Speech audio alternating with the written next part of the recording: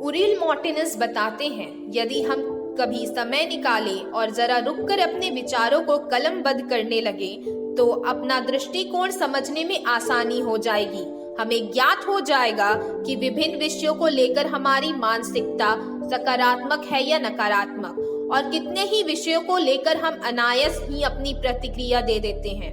B जीज के प्रचलित गीत इट्स ओनली वर्ड्स अर्थात ये तो केवल शब्द हैं की पंक्तियों का अर्थ इस प्रकार है, ये केवल लफ्ज है, मेरे पास केवल ये ही है तुम्हारा मन जीतने के लिए और कुछ भी नहीं। और हम कितने ही अनायास शब्दों का दुरुपयोग कर लेते हैं, शब्द जख्म देते हैं और भरते भी हैं।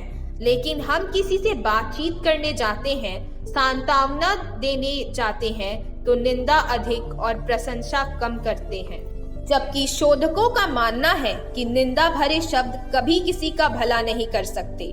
सत्य तो यह है कि निंदा बातचीत की सफलता में न केवल बाधा डालती है बल्कि चिंताग्रस्त परिस्थिति को बिगाड़ देती है और वातावरण को नकारात्मक बना देती है। फिर ऐसे में क्या करें जब भाषा बातचीत में अप्रभावकारी साबित हो जाए? भाषा को प्रभावकारी बनाने का एक और तरीका है बातचीत में अपनी भाषा का शब्दों के चयन का ध्यान रखना। बातचीत में एक वक्ता होता है और एक श्रोता, दोनों ही पक्षों को संपर्क के सारे रास्ते खुले रखते हुए सच्चाई से अपनी बात रखनी चाहिए।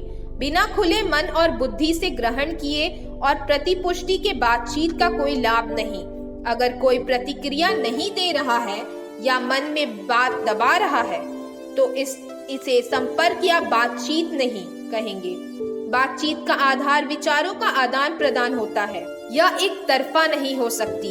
हम अक्सर इन शब्दों में शिकायत सुनते हैं, मानो मैं दीवार से बातें कर रहा हूँ या रही हूँ। हमें बातचीत में इस प्रकार का अनुभव अवश्य हुआ है।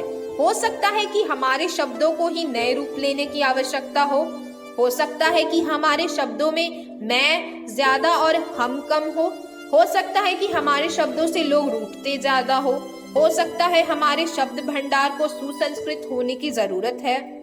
सकारात्मक मानसिक दृष्टि